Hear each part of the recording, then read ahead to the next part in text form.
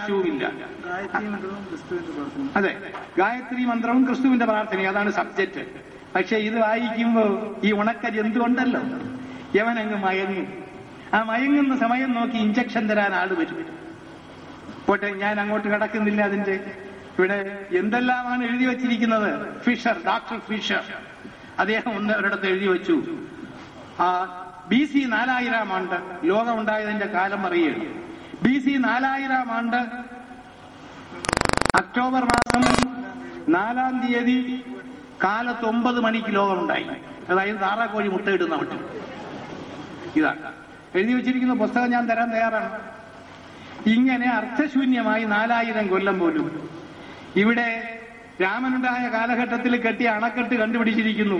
17 ലക്ഷം കൊല്ലത്തിന് പുറകിൽ രാമന്റെ പൊക്കം ബൃഹത് സംഹിത എന്ന് പറയുന്ന പുസ്തകത്തിൽ മഹാപുരുഷനായ രാമന്റെ പൊക്കം 12.5 അടിയാണ്. ഇവിടെ നിന്നാൽ ദാണ്ട് ഇവിടെ മുട്ടും. ആ രാമനെ ഇവിടെ ഈ ആനയുടെ പുറത്ത് കൊതുകിരുന്ന് കടിക്കും പോലെ ചില അണ്ണന്മാര് പാർട്ടിയും വെച്ചുകൊണ്ട് കടിച്ചാൽ വല്ല ഫലവും ഉണ്ടോ? ഒരു പ്രയോജനവുമില്ല. അതുകൊണ്ടാണ് ഞാൻ പറഞ്ഞത്, കടന്നു വന്ന വഴിയിൽ ഒരാൾ പറയുന്നത് ഞാൻ പ്രത്യേകം ശ്രദ്ധിച്ചു. രാഷ്ട്രീയം വേറെ, ഇത് വേറെ എന്ന് പറഞ്ഞുകൊണ്ട് പൂവുമിട്ട് തൊഴുത് സന്തോഷം, മനസ്സ് തുറന്ന സന്തോഷത്തോടെ പോകുന്നത് കണ്ടു. ഈ വരുന്ന വഴിയിൽ അനേകങ്ങളെ കണ്ടു.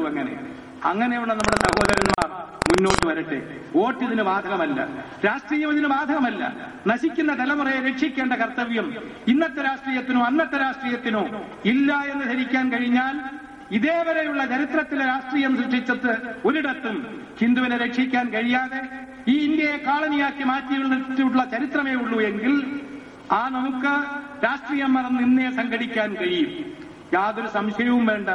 അത്തരത്തിൽ ഒരു പുതിയ വെളിച്ചം പകർന്നുകൊണ്ട് ഇവിടെ ഇന്ന് കടന്നു വന്ന ഈ മഹാസംരംഭം സംഘടിപ്പിച്ച വിനായകനും, അതേപോലെ വയസ്സനുണ്ട് അച്ഛൻ, അതേപോലെ മറ്റ് സിത്തമ്പി, ഇവിടെ ഇരിക്കുന്ന കൊച്ച് സഹോദരങ്ങൾ, ഇവരെല്ലാം ഇത്രയും മൈലുകൾ ഓടുന്നത് ഞാൻ കണ്ടു. ഓടി ഓടി ഓടി ഇവിടത്തെ ക്യാമറ ഈ മീഡിയ വർക്ക് ചെയ്യുന്നു. ഇവരൊക്കെ ഓടുന്നത് വണ്ടിയുടെ ഇടയ്ക്ക്, അതിന്റെ ഇടയിൽ കൂടെ കയറിയിരുന്ന് മുകളില്. കാരണം അത് എടുക്കുന്നതിൽ ബിസിനസ് ആകട്ടെ എന്തോ ആകട്ടെ, നന്മയില്ലെങ്കിൽ ബിസിനസ് നടക്കില്ല. നല്ല സാധനമല്ല കൊടുക്കുന്നതെങ്കിൽ ആ ബിസിനസ് തകർന്നത് തന്നെ. അപ്പൊ എന്തായാലും അതിന്റെ പിറകിൽ നന്മയുടെ ഉദ്ദേശമുണ്ടെങ്കിൽ അതിനുവേണ്ടി പണിയെടുത്ത എല്ലാവരുടെയും സമഗ്ര ഭാവനയിൽ നിന്നുണ്ടായ ഈ സംരംഭത്തിന്റെ വിജയം, ഇതിന്റെ പ്രായോഗിക തലത്തിൽ ഞാൻ നേരെ പറഞ്ഞ സാമ്പത്തിക സംവിധാനത്തോടുകൂടിയ ഒരു ഘടനയിൽ കൊണ്ടെത്തിച്ചിട്ട് അങ്ങനെയുള്ള ഒരു സംഘടനാ സ്വരൂപവും സംസ്കാരത്തെ പോറ്റുന്ന ഒരു അടിത്തറയും, ഇത് മൂന്നും കൂടി ചേർന്ന ഒരു ട്രയാങ്കുലർ സിസ്റ്റം, ഒരു ത്രികോണ വ്യവസ്ഥയിലുള്ള സിദ്ധാന്തം. ഞാൻ മറ്റൊന്നും തീർത്തു പറയുന്നില്ല. അത് ഈ പറയുന്ന 1:50 എന്ന് പറയുന്നവരെ സംഘടിപ്പിച്ച് അവരോട് പറയേണ്ട കാര്യമാണ്. അവർ പറയുന്നത്, കള്ളമെന്ന് സംശയമുണ്ടെങ്കിൽ നിങ്ങൾക്ക് കള്ളം സത്യമേതെന്ന് അറിയാൻ അവസരമുണ്ട്, ആ ശ്രമത്തിൽ തിരക്കാം. ഏതായിരുന്നാലും അങ്ങനെ കള്ളമെന്ന് ധരിക്കാതെ ഒരുമിച്ച് നിന്നുകൊണ്ട് നാം മുന്നേറുമെങ്കിൽ ഒരു ചായ കുടിക്കുന്നതിന് അല്ലെങ്കിൽ ഒരു കാപ്പി കുടിക്കുന്നതിന് ട്രെയിനിൽ സഞ്ചരിക്കുമ്പോൾ 4 ചായ കുടിക്കുന്നു, കാപ്പി കുടിക്കുന്നു എങ്കിൽ അതിന് ഒരു കാപ്പിക്ക് 5 രൂപ വിലയാണ്. 4 കാപ്പി കുടിക്കുമ്പോൾ 20 രൂപ തീരും.